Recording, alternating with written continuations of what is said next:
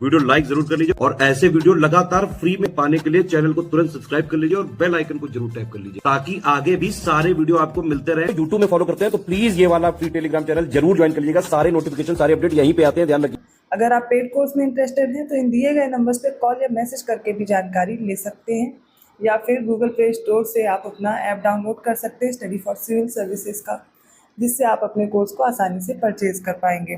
तो सामान्य सी जानकारी रही आपके कोर्स से रिलेटेड। इसके साथ साथ चलिए आज की अपनी क्लास स्टार्ट करते हैं। अगला प्रश्न देखिए, निम्नलिखित कथनों पर विचार करें। होंगहो नदी को चीन का शोक कहते हैं, कोसी नदी को बंगाल का शोक, दामोदर को बिहार का शोक और कावेरी नदी को दक्षिण भारत की गंगा कहते हैं। इसका करेक्ट आंसर होगा ऑप्शन बी। केवल पहला ही गलत है, पहला ही सही है, माफ़ कीजिएगा, बाकी सारे गलत है, क्योंकि कोसी नदी बिहार का शोक है, दामोदर नदी बंगाल का शोक है और दक्षिण भारत की गंगा है गोदावरी नदी, ठीक है, ना कि कावेरी नदी। 52nd क्वेश्चन है, देश को राजधानियों से मैच करना है। किरिबाती, सोलोमन द्वीप, इथियोपिया और कोस्टा रिका, इनकी राजधानी बतानी है। देखिए राइट आंसर क्या होगा। किरिबाती की है टरावा, सोलोमन द्वीप की है होनियारा, इथियोपिया की है अदिस अबाबा और कोस्टा रिका की है सेंट जोस। राइट आंसर क्या होगा ऑप्शन ए। 53rd क्वेश्चन में कुछ जनजातियां उनको उनके देश से मिलाना है। सबसे पहले गौल है, वेद्दा है, इटाज है और सेमांग है।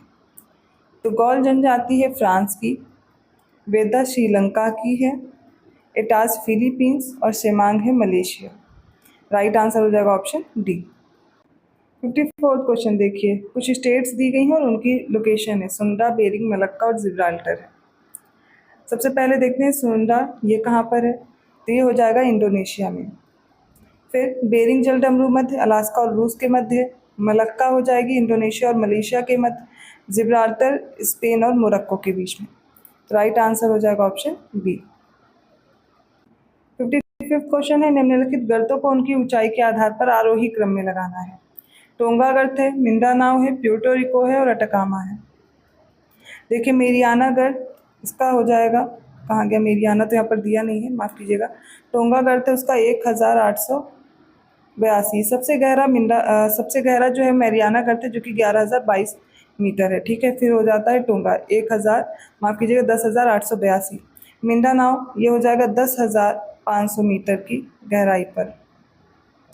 प्यूर्टो रिको ये हो जाएगा 8,380 मीटर। अटाकामा ये हो जाएगा 8,065 मीटर की गहराई पे। तो देखिए जो टोंगा गर्त है पैसिफिक ओशन में है, मिंडानाओ भी पैसिफिक ओशन में है, प्यूर्टो रिको है अटलांटिक ओशन में, अटाकामा कहाँ पर, पैसिफिक ओशन में। इसके अलावा जो मेरियाना है वो पैसिफिक ओशन में है, जो सबसे गहरा 11,022 मीटर। इसका राइट आंसर हो जाएगा ऑप्शन ए, 4321।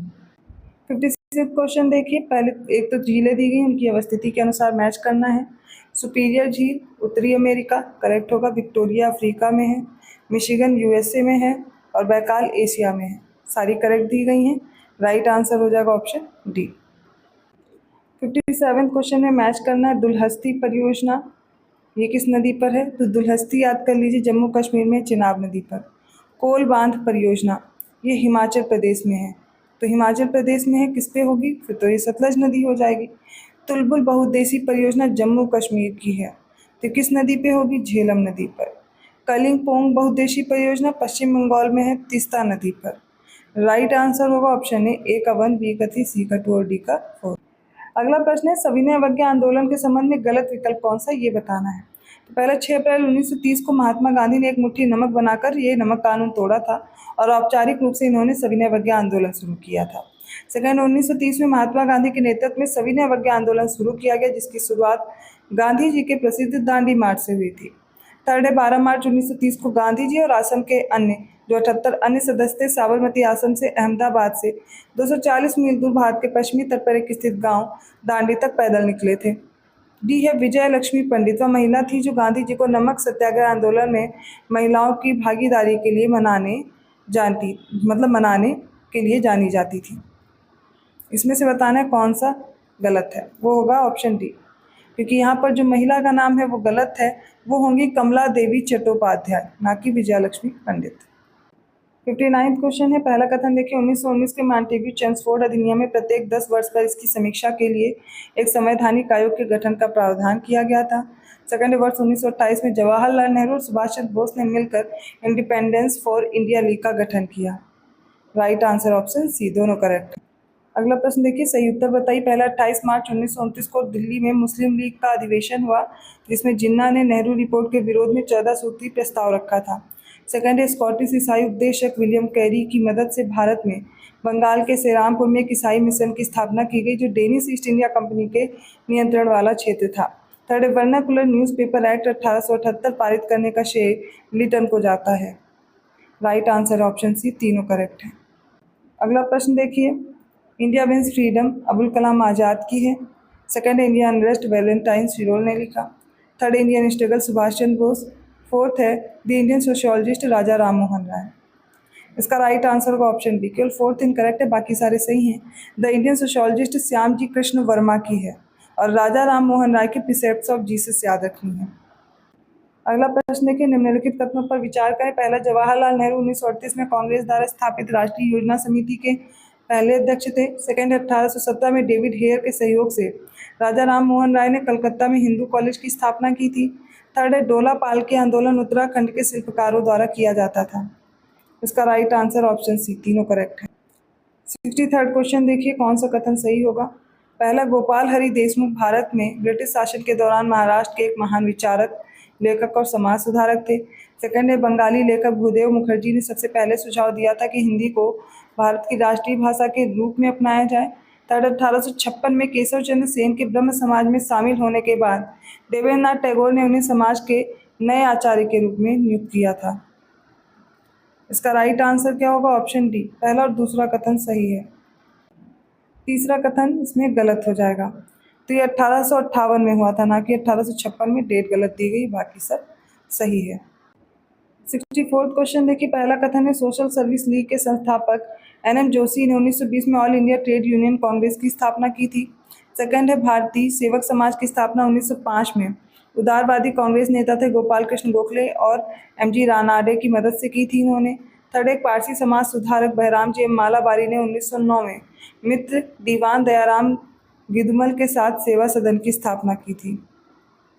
इसका राइट आंसर हो जाएगा ऑप्शन डी, पहला और दूसरा करेक्ट है, तीसरा इनकरेक्ट है, क्योंकि यहाँ पर आपको याद रखना जो डेट हो जाएगी वो 1908 थी, ना कि 1909। 65th क्वेश्चन है, गलत विकल्प चुने। पहला, गोका लिगरा संघ आंदोलन 1905 में मैसूर में शुरू हुआ था। ये एक ब्राह्मण विरोधी आंदोलन था, ब्राह्मण के विरोध में। बी, 1873 में अमृतसर में सिंह सभा आंदोलन प्रारंभ हुआ था। थर्ड, देवबंद स्कूल की स्थापना मोहम्मद कासिम ननोतवी और रशीद अहमद गंगोही द्वारा संयुक्त रूप से वर्ष 1866 में तत्कालीन संयुक्त प्रांत के सहारनपुर जिले के देवबंद नामक स्थान पर की गई थी।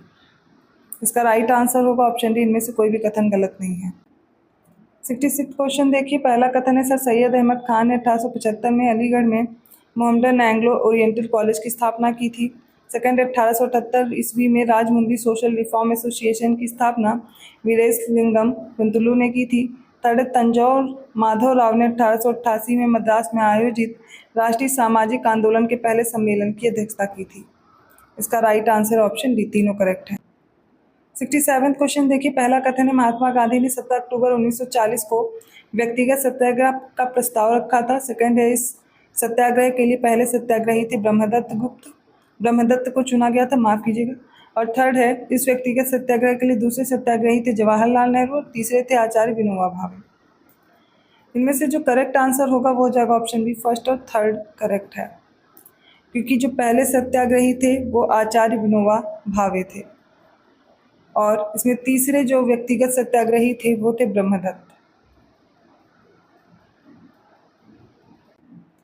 अगला प्रश्न देखिए, पहला कथन, अश्विनी कुमार दत्त को उनकी राष्ट्रवादी गतिविधियों के कारण दिसंबर 1908 में बंगाल में निर्वासित कर दिया गया था और उन्होंने ब्रह्म समाज स्कूल, हितैषिणी सभा और पीपल्स एसोसिएशन की स्थापना की थी। सेकंड, 1848 में जॉर्ज थॉमसन की अध्यक्षता में बंगाल ब्रिटिश इंडिया सोसाइटी की स्थापना की गई थी। थर्ड है, राजनारायण बोस के विचारों से प्रेरित होकर के नवा गोपाल मित्रा ने 1867 में चैत्र संक्रांति के शुभ अवसर पर कलकत्ता में हिंदू मेला नामक एक संगठन की स्थापना की थी। ऑप्शन आपके सामने है, सही उत्तर का चयन करें। इसका राइट आंसर होगा ऑप्शन सी, केवल पहला और तीसरा सही है, दूसरा गलत है, क्योंकि जॉर्ज थॉमसन की अध्यक्षता में बंगाल ब्रिटिश इंडिया सोसाइटी की स्थापना हुई थी 1843 में। अगला प्रश्न देखिए, पहला कथन है 26 जुलाई 1872 को सुरेंद्र नाथ बनर्जी ने आनंद मोहन बोस के मदद से कोलकाता में इंडियन एसोसिएशन की स्थापना की। सेकंड है पूना सार्वजनिक सभा की स्थापना 1870 में एम जी रानाडे और गणेश वासुदेव जोशी ने की।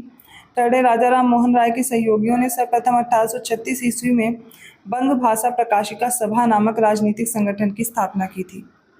इसका राइट आंसर ऑप्शन बी, मतलब सेकंड और थर्ड स्टेटमेंट करेक्ट है। पहला गलत है, क्योंकि इंडियन एसोसिएशन की स्थापना हुई थी 1876 में, 26 जुलाई 1876 को। अगला प्रश्न देखिए, पहला कथन है गोपाल कृष्ण गोखले ने 1905 में भारतीय लोक सेवक मंडल का गठन किया था। सेकंड है काशीनाथ तिम्बक तेलंग ने भगवत गीता का अंग्रेजी में अनुवाद किया था और बॉम्बे में अनिवार्य प्राथमिक शिक्षा शुरू करने में महत्वपूर्ण भूमिका निभाई थी। थर्ड 1875 में बंगाल में सुशील कुमार घोष ने इंडिया लीग की स्थापना की, जिसका उद्देश्य भारतीयों में राष्ट्रवाद की भावना को जगाना तथा राजनीतिक शिक्षा को प्रोत्साहित करना था। इसका राइट आंसर हो जाएगा ऑप्शन सी, तीनों स्टेटमेंट करेक्ट है। 71st क्वेश्चन है, इसमें गलत विकल्प चुनना। पहला, भारतीय राष्ट्रीय कांग्रेस का पहला सत्र बंबई में 28 दिसंबर 1885 में आयोजित किया गया था। इस सत्र में 72 प्रतिनिधियों ने भाग लिया था तथा इसकी अध्यक्षता व्योमेश चंद्र बनर्जी ने की थी। सेकेंड, 1892 के भारतीय परिषद अधिनियम की राष्ट्रवादियों ने ये कहकर आलोचना की कि यह अपने उद्देश्यों की पूर्ति में असफल रहा है। थर्ड है 1892 में दादा भाई नौरोजी को लंदन में सेंट्रल फिन्सबरी निर्वाचन क्षेत्र के लिए लिबरल पार्टी के उम्मीदवार के रूप में चुना गया था। ये साहित्यिक, वैज्ञानिक और तकनीकी शिक्षा को संगठित करने हेतु 15 अगस्त 1903 को नेशनल काउंसिल ऑफ एजुकेशन की स्थापना की गई थी। इसका राइट आंसर होगा ऑप्शन डी, गलत है, क्योंकि इसकी जो स्थापना हुई, जो दिया गया नेशनल काउंसिल ऑफ एजुकेशन, इसकी स्थापना हुई थी 1906 में, ना कि 1903 में। अगले प्रश्न में गलत विकल्प देखें। पहला है वर्ष 1907 में कांग्रेस के सूरत अधिवेशन में कांग्रेस गर्मपंथी और नरमपंथी दो गुट में बंट गया था। सेकंड है साइमन कमीशन का विरोध कर रहे थे, इसमें लाठीचार्ज हुई और लाला लाजपत राय घायल हुए और इसके कारण 17 नवंबर 1928 को उनकी मृत्यु हो गई। दादा भाई नौरोजी ने पहली बार वर्ष 1906 में अंतर्राष्ट्रीय समाजवादी कांग्रेस में भारत के लिए सुशासन और स्वराज की मांग रखी थी। बी है वर्ष 1928 में चंद्रशेखर आजाद के नेतृत्व में दिल्ली के फिरोजशाह कोटला मैदान में HSRA Hindustan socialist Republican association की स्थापना हुई थी। इसमें से जो इनकरेक्ट है वो है ऑप्शन सी, क्योंकि कांग्रेस में भारत के लिए सुशासन या स्वराज की मांग 1904 में दादा भाई नौरोजी ने की थी। 73rd क्वेश्चन है, सही उत्तर का चयन करना है। पहला कथन देखिए, गदर पार्टी के कार्यकर्ताओं को दंडित करने के लिए ब्रिटिश सरकार ने 1913 में भारत रक्षा अधिनियम बनाया था। सेकेंड स्टेटमेंट है, वर्ष 1913 में सोहन सिंह भाकमा ने Hindustan association of the Pacific Coast नामक संस्था की स्थापना की थी। थर्ड है 16 अक्टूबर 1905, जिस दिन बंगाल विभाजन औपचारिक रूप से लागू हुआ, पूरे बंगाल में शोक के दिन के रूप में मनाया गया। इसका राइट आंसर होगा ऑप्शन बी, सेकंड और थर्ड करेक्ट है, पहला इनकरेक्ट है, क्योंकि यहाँ पर डेट जो होगी वो होगी 1915। भारत रक्षा अधिनियम कब आया? 1915। 74th क्वेश्चन है, पहला कथन है मोहम्मद बिन तुगलक ने किसानों को उनके विकास के लिए सोंधर नामक कृषि ऋण प्रदान किया था। सेकंड है सर्वप्रथम मोहम्मद बिन तुगलक ने मंदिरों को नष्ट करके मस्जिद बनवाने और मुस्लिम शिक्षा प्रदान करने की प्रथा आरंभ की थी। थर्ड है मोहम्मद बिन तुगलक ने दोआब क्षेत्र में अकाल और महामारी से बचने के लिए स्वर्ग दुआरी नामक शिविर की स्थापना की थी। इसका राइट आंसर है ऑप्शन डी। डी मतलब पहला और तीसरा करेक्ट है, दूसरा गलत है, क्योंकि सबसे पहले मंदिरों को नष्ट करके मस्जिद बनवाने की जो प्रथा है वो मोहम्मद गोरी ने आरंभ की थी। 75th क्वेश्चन देखिए, सही विकल्प चुनना है। पहला है दिल्ली सल्तनत का सार्वभौम या सार्वभौम शासक इल्तुतमिश था। सेकंड है अलाउद्दीन ने कड़ा मानिकपुर में ही स्वयं को सुल्तान घोषित कर दिया था और अपने समर्थकों को प्रतिष्ठित पद दिए थे। थर्ड, इल्तुतमिश ने दिल्ली को न केवल भारत में तुर्की साम्राज्य का राजनीतिक और प्रशासनिक केंद्र बनाया था, बल्कि अपनी सांस्कृतिक गतिविधियों का भी केंद्र बनाया था। Right answer is option C, सारे स्टेटमेंट करेक्ट हैं। 76th क्वेश्चन देखिए, पहला कथन है नील सल्तनत काल में प्रचलित फसल है। सेकंड है दिल्ली सल्तनत में छोटे भूस्वामियों को खूत कहा जाता था। थर्ड है सिकंदर लोदी के समय में एक नई शैली की शुरुआत हुई, जिसमें एक गुंबद के स्थान पर 2 गुंबद बनाए गए। और 4th है सल्तनत काल में वन अधीक्षक को मीरे बर्ग के नाम से जाना जाता था। Right answer option B. 4th statement छोड़ करके सारे करेक्ट हैं, क्योंकि मुगल काल में ना कि सल्तनत काल में वन अधीक्षक को मीरे बर्ग के नाम से जानते थे। 77th क्वेश्चन है, पहला स्टेटमेंट है दारा सिकों ने स्वयं अपनी देखरेख में संस्कृत ग्रंथों श्रीमद् भगवद गीता, योग वशिष्ठ इनका फारसी में अनुवाद कराया। सेकंड, औरंगजेब की कवयित्री पुत्री थी जेबुन्निसा ने लाहौर में चौबुर्जी नामक बाग लगवाया था। थर्ड है निजामुद्दीन अहमद फतेहुल्ला गाड़ी वाली चक्की के आविष्कार का श्रेय शिवाजी को और अबुल फजल अकबर को देते हैं। Right answer option C. 78th question देखिए, पहला है अकबर के शासनकाल के दौरान तानसेन और स्वामी हरिदास प्रमुख ध्रुपद गायक थे। सेकंड है राजस्थान की प्रसिद्ध शैली किशनगढ़ शैली चित्रकला से संबंधित है। थर्ड, चित्रकला के क्षेत्र में मुगल शैली की शुरुआत हुमायूं ने की थी। All options are correct, so option C is right. 79th question देखिए और सही इसमें गलत उत्तर चुनना है। ध्यान रखिएगा क्या पूछा जा रहा है। पहला, मुगल काल में पहली बार सोने के सिक्के और आकृति वाले सिक्के चलवाने का श्रेय अकबर को जाता है। सेकंड है औरंगजेब ने ग्रामीण क्षेत्रों में जजिया कर वसूलने के लिए अमीनों की नियुक्ति की थी। थर्ड है इक्ता व्यवस्था को मुगल साम्राज्य का इस्पाती ढांचा कहा जाता था। इसमें से जो इनकरेक्ट है वो हो जाएगा ऑप्शन सी। केवल तीसरा गलत है, क्योंकि मनसबदारी व्यवस्था थी जिसको मुगल साम्राज्य का इस्पाती ढांचा कहा जाता था, ना कि एकता व्यवस्था को। अगला प्रश्न देखिए, पहला कथन है मशरूत प्रणाली की शुरुआत औरंगजेब ने की थी। सेकंड, अकबर के शासनकाल में तोपों की नाल को साफ करने के लिए पहिया तकनीक का विकास किया गया था। थर्ड, मुगल काल में सर्वाधिक टकसालों की संख्या औरंगजेब के शासनकाल में थी। इसका right answer option C. 81st question देखिए, पहला, महिपाल प्रथम के समय में राजेंद्र चोल ने 1023 ईस्वी में विक्रम चोल के नेतृत्व में अपनी सेना बंगाल भेजी थी। सेकंड, 8वीं शताब्दी के आसपास गोपाल ने पाल राजवंश की नींव रखी थी। थर्ड, पाल साम्राज्य को सेन राजवंश ने नष्ट कर दिया था। सारे ऑप्शन देखिए, सारे विकल्प देखिए, फिर चुनिए और सही उत्तर होगा ऑप्शन सी। 82nd क्वेश्चन देखिए, पहला स्टेटमेंट है क्षुद्रकों का उल्लेख है पहली बार पाणिनि के गणपाठ में किया गया है। फाहियान ने पाटलिपुत्र में 3 वर्ष रहकर संस्कृत भाषा सीखी थी। थर्ड, अल मसूदी प्रतिहार शासक महिपाल प्रथम के समय भारत आया था। और फोर्थ है प्रथम वैज्ञानिक इतिहास लिखने का श्रेय यूनानी इतिहासकार थ्यूसिडाइड्स को जाता है। राइट आंसर हो जाएगा ऑप्शन डी, सारे स्टेटमेंट करेक्ट हैं। 83rd क्वेश्चन देखिए, पहला स्टेटमेंट है श्रवण बेलगोला को जैन काशी कहा जाता है जो गोमतेश्वर की ऊंची मूर्ति के लिए प्रसिद्ध है। सेकंड है मालवा क्षेत्र पर मगध की सत्ता का विस्तार शिशुनाग के शासनकाल में हुआ था। थर्ड है दीपवंश और महावंश में अशोक के शासनकाल में तीसरी बौद्ध समिति के अस्तित्व का उल्लेख मिलता है। इसका राइट आंसर होगा ऑप्शन सी। 84th क्वेश्चन देखिए, पहला, सातवाहन काल में प्राकृत भाषा को राजभाषा के रूप में प्रयोग किया जाता था। सेकंड है राजा नंद का उल्लेख करने वाला शिलालेख खारवेल का हाथी गुम्फा शिलालेख है। थर्ड है पुलकेशिन द्वितीय के सामंत गंगराज दुर्विनीत ने शब्दावतार नामक व्याकरण ग्रंथ की रचना की थी। इसका राइट आंसर हो जाएगा ऑप्शन सी, तीनों करेक्ट हैं। 85th क्वेश्चन है, सारे स्टेटमेंट देख करके सही उत्तर का चयन करना। पहला कथन है वत्सराज गुर्जर प्रतिहार वंश का चौथा प्रसिद्ध शासक था। सेकंड है चालुक्य शासक को पराजित करने के बाद अमोघ वर्ष ने वीर नारायण की उपाधि धारण की थी। थर्ड है रामायण का तमिल भाषा में अनुवाद करने वाले लेखक कम्बन को कुलोत्तुंगा प्रथम ने आश्रय दिया था। और फोर्थ है परांतक प्रथम को राष्ट्रकूट शासक कृष्ण तृतीय ने 949 ईस्वी में तक्कोलम युद्ध में पराजित कर तोंड मंडलम पर अधिकार कर लिया था।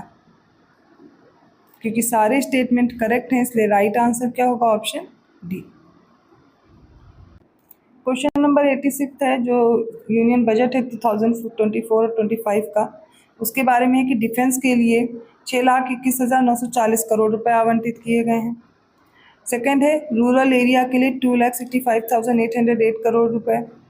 कृषि क्षेत्र में या एग्रीकल्चर में बात की जाए तो 1,51,851 करोड़ रुपए। गृह मंत्रालय के लिए 1,50,983 करोड़ रुपए। सारे करेक्ट दिए गए हैं इसलिए ऑप्शन डी राइट होगा। 87 क्वेश्चन है केंद्रीय बजट 2024-25 के संबंध में सही विकल्प चुनना है। पहला, विदेशी कंपनियों पर कॉर्पोरेट कर की दर 40% से घटाकर 35% की गई। सेकंड, अल्पकालिक पूंजीगत लाभ कर को संशोधित करके 20% किया गया, जबकि वित्तीय परिसंपत्तियों पर दीर्घकालिक पूंजीगत लाभ कर को बढ़ाया गया और 12.5% किया गया है। थर्ड है डेरिवेटिव पर सिक्योरिटी ट्रांजैक्शन टैक्स को बढ़ाकर 0.02% कर दिया गया। यहाँ पे ये ध्यान रखिएगा। इसका राइट आंसर ऑप्शन सी, तीनों करेक्ट है। अगले प्रश्न में बताना है कौन सा विकल्प सही दिया गया है। पहला है भारत में आर्थिक उदारीकरण की शुरुआत औद्योगिक लाइसेंसिंग नीति में व्यापक बदलाव के साथ हुई थी। सेकंड है भारत का आर्थिक सर्वेक्षण प्रति वर्ष भारत सरकार के नीति आयोग के द्वारा प्रकाशित किया जाता है। थर्ड है वर्तमान में जनसंख्या के सुखों का परित्याग किए बिना भविष्य के लिए ऊर्जा और अन्य संसाधनों की बचत करना ही संपोषणीय विकास कहलाता है। बताना है इनमें से कौन सा सही विकल्प है। इसका जो राइट आंसर होगा इसमें पहला कथन सही है और तीसरा सही है, जो कि किसी भी ऑप्शन में नहीं है, तो आप करेक्ट कर लीजिएगा। दूसरा इनकरेक्ट है, क्योंकि भारत का जो आर्थिक सर्वेक्षण है प्रति वर्ष भारत सरकार के वित्त मंत्रालय द्वारा प्रकाशित किया जाता है। यहाँ पर आप ये 1, 3 करके ऑप्शन ए कर सकते हैं, या फिर आपको बस ये याद रखना पहला और तीसरा स्टेटमेंट करेक्ट है। अगला प्रश्न देखिए, सही विकल्प चुनना। पहला, आर्थिक सर्वेक्षण में पहली बार धारणीय विकास और जलवायु परिवर्तन का नवीन अध्याय 2011-12 में जोड़ा गया था। सेकंड है भारतीय अर्थव्यवस्था के उदारीकरण के अग्रदूत के रूप में डॉक्टर मनमोहन सिंह को जाना जाता है। थर्ड है राष्ट्रीय हॉर्टिकल्चर मिशन 10वीं पंचवर्षीय योजना के कार्यान्वयन के दौरान आरंभ किया गया था। इसका राइट आंसर ऑप्शन सी, तीनों करेक्ट है। अगला प्रश्न है, भारत सरकार केंद्रीय बजट 2024-25 के अनुसार निम्नलिखित में से किन राज्यों को कवर करते हुए देश के पूर्वी क्षेत्र के सर्वांगीण विकास के लिए पूर्वोदय नामक योजना बना रही है। बिहार, झारखंड, पश्चिम बंगाल, उड़ीसा और आंध्र प्रदेश। राइट आंसर होगा ऑप्शन डी, सारे के सारे। 91st क्वेश्चन है, पहला कथन देखिए, भारत सरकार द्वारा अक्टूबर 2007 में राष्ट्रीय खाद्य सुरक्षा मिशन शुरू किया गया था। सेकंड है भारत में बजट घाटे को पूरा करने की तदर्थ ट्रेजरी बिल प्रणाली को 31 मार्च 1997 को समाप्त कर दिया गया था। थर्ड है 8 नवंबर 2016 शायद भारत में सबसे ज़्यादा याद की जाने वाली नोटबंदी की तारीख है। इसका राइट आंसर होगा ऑप्शन सी, तीनों करेक्ट हैं। 92nd क्वेश्चन में यूपी बजट के बारे में गलत विकल्प को चुनना है। पहला है प्रोजेक्ट टाइगर और प्रोजेक्ट एलिफेंट, इनकी योजना हेतु 48.94 करोड़ रुपए का प्रावधान प्रस्तावित है। बी, लखनऊ स्थित कुकरायल वन क्षेत्र में कुकरायल नाइट सफारी पार्क की स्थापना के लिए 50 करोड़ रुपए की व्यवस्था प्रस्तावित है। सी, अटल बिहारी वाजपेयी पावर लूम बिजली फ्लैट रेट योजना के लिए 400 करोड़ रुपए का बजट प्रस्तावित है। और डी, प्रधानमंत्री उज्ज्वला योजना के अंतर्गत वर्ष 2023-24 में 36 लाख से अधिक लाभार्थियों को निःशुल्क गैस सिलेंडर वितरित किए गए हैं। इसमें से जो इनकरेक्ट ऑप्शन है वो हो जाएगा ऑप्शन डी, क्योंकि यहाँ पर 56 लाख से अधिक लाभार्थियों को निःशुल्क गैस सिलेंडर वितरित किए गए हैं प्रधानमंत्री उज्ज्वला योजना के अंतर्गत। 93rd क्वेश्चन है, बजट के संबंध में गलत विकल्प चुनना। पहला, प्रधानमंत्री मत्स्य संपदा योजना के अंतर्गत एक्वा पार्क निर्माण की नवीन योजना हेतु 190 करोड़ रुपए का प्रावधान प्रस्तावित है। बी, कुशीनगर में महात्मा बुद्ध कृषि और प्रौद्योगिकी विश्वविद्यालय की स्थापना के लिए 100 करोड़ रुपए की व्यवस्था प्रस्तावित है। और सी है वर्ष 2021 में शुरू की गई थी अमृत 2.0, इसके लिए 4000 करोड़ रुपए और यूपी में अब तक 328 मेगावाट की सोलर रूफटॉप परियोजनाएं स्थापित की जा चुकी हैं। इसका राइट आंसर होगा ऑप्शन सी, इनकरेक्ट है। क्यों इनकरेक्ट है वो भी देख लीजिए। तो यहाँ पर आपको याद ये रखना है कि 4500 करोड़ रुपए का प्रावधान किया गया है अमृत 2.0 के लिए। अब इस प्रश्न में गलत विकल्प चुनना है। पहला है उत्तर प्रदेश राज्य जैव ऊर्जा नीति 2022 के क्रियान्वयन हेतु 60 करोड़ रुपए की व्यवस्था प्रस्तावित है, जो चालू वर्ष से 33% अधिक है। बी, अटल औद्योगिक अवसंरचना मिशन के लिए 400 करोड़ रुपए का प्रावधान प्रस्तावित है, जो चालू वर्ष से 33% अधिक है। और सी है आयुष्मान भारत कार्यक्रम के तहत उत्तर प्रदेश में 2200 स्वास्थ्य और कल्याण केंद्र स्थापित करने का लक्ष्य है। और डी है प्रधानमंत्री आयुष्मान भारत स्वास्थ्य अवसंरचना मिशन योजना के अंतर्गत 952 करोड़ रुपए का प्रावधान प्रस्तावित है। इसका जो राइट आंसर होगा ऑप्शन सी, मतलब सी इनकरेक्ट है। तो जो आयुष्मान भारत कार्यक्रम है इसके तहत 1600 स्वास्थ्य कल्याण केंद्र स्थापित करने का लक्ष्य है, ना कि 2200। 95th क्वेश्चन देखिए, 7वीं उत्तर प्रदेश वन सर्वेक्षण रिपोर्ट 2021 के संबंध में सही विकल्प चुनना है। पहला, कुल क्षेत्रफल की दृष्टि से सबसे अधिक वन आवरण सोनभद्र जिले में है। सेकेंड है परसेंटेज वाइज देखा जाए तो सबसे अधिक वन आवरण चंदौली में है। थर्ड है वन आवरण में सबसे ज़्यादा जो वृद्धि हुई है वो सहारनपुर में दर्ज की गई है। इसका राइट आंसर है ऑप्शन सी, मतलब सेकेंड स्टेटमेंट को छोड़ करके बाकी दोनों करेक्ट हैं। तो परसेंटेज वाइज देखा जाए सबसे अधिक वन आवरण कहाँ है, वो हो जाएगा सोनभद्र। कहाँ? सोनभद्र, ना कि चंदौली। 96 क्वेश्चन है, 17वीं भारत वन स्थिति रिपोर्ट के संबंध में गलत विकल्प चुनना है। पहला, वनावरण के सबसे अधिक क्षेत्रफल वाला राज्य है एमपी। बी है, राज्य के कुल भौगोलिक क्षेत्रफल की दृष्टि से सबसे अधिक वनावरण परसेंटेज वाला राज्य मिजोरम है। और सी है, वृक्ष आवरण के सबसे अधिक क्षेत्रफल वाला राज्य महाराष्ट्र। और ऑप्शन डी है, इनमें से कोई नहीं। राइट आंसर होगा ऑप्शन डी, इनमें से कोई भी नहीं। 97 क्वेश्चन है, सही विकल्प चुनना है। पहला है खुसरो समिति, कृषि ऋण प्रणाली के लिए। सेकंड, अशोक मेहता समिति, इसमें बेरोजगारी आकलन से संबंधित था। थर्ड है बलवंत राय मेहता समिति, पंचायती राज संस्थान। और फोर्थ है गोईपोरिया समिति, बैंकिंग सेवा सुधार के लिए। इसका राइट आंसर होगा ऑप्शन डी, 1, 3 और 4 करेक्ट है। अशोक मेहता समिति पंचायती राज व्यवस्था के लिए थी, 1977 में बनी। बाकी सारी करेक्ट है। 98 क्वेश्चन देखिए, सारे कथन पहले तो देख लीजिए। पहला है, किसानों और कमजोर वर्गों को आर्थिक और सामाजिक सुरक्षा प्रदान करने के उद्देश्य से 14 सितंबर 2016 को अखिलेश यादव द्वारा समाजवादी किसान और सर्वहित बीमा योजना लागू की गई थी। सेकंड है, किशोरी बालिका योजना 21 फरवरी 2019 को उत्तर प्रदेश के मुख्यमंत्री योगी आदित्यनाथ द्वारा शुरू की गई थी। थर्ड है, यूपी सरकार द्वारा शिक्षित बेरोजगार युवाओं को स्वरोजगार प्रदान करने के लिए 19 फरवरी 2020 को मुख्यमंत्री युवा स्वरोजगार योजना शुरू की गई थी। इसका करेक्ट आंसर है ऑप्शन सी, क्योंकि तीनों स्टेटमेंट करेक्ट होंगे। अगला प्रश्न देखिए, गलत विकल्प का चयन करना है। पहला कथन है, सितंबर 2018 में यूपी पुलिस ने भारत में पहली बार EFIR या डायल FIR योजना शुरू की थी।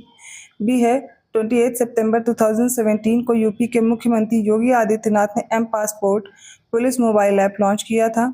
सी है, 26 जून 2020 को प्रधानमंत्री नरेंद्र मोदी ने वीडियो कॉन्फ्रेंसिंग के जरिए से गरीब कल्याण रोजगार अभियान के तहत आत्मनिर्भर उत्तर प्रदेश रोजगार कार्यक्रम की शुरुआत की थी। डी है, 29 मई 2021 को उत्तर प्रदेश के मुख्यमंत्री योगी आदित्यनाथ ने मुख्यमंत्री बाल सेवा योजना की घोषणा की थी।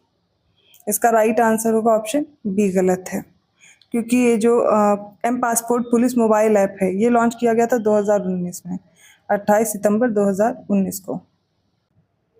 अगला प्रश्न देखिए, पहला कथन है, राष्ट्रीय ग्रामीण पेयजल कार्यक्रम का पुनर्गठन 10 नवंबर 2017 को हुआ। सेकंड, आयुष्मान भारत राष्ट्रीय स्वास्थ्य संरक्षण योजना 21 मार्च 2018। थर्ड है, साथी पहल 24 अक्टूबर 2017। वय वंदना योजना मतलब प्रधानमंत्री वय वंदना योजना मई 2017 में। तो सारी की सारी जो योजनाएं हैं इनकी डेट के अकॉर्डिंग सही दी गई हैं और ऑप्शन डी करेक्ट होगा।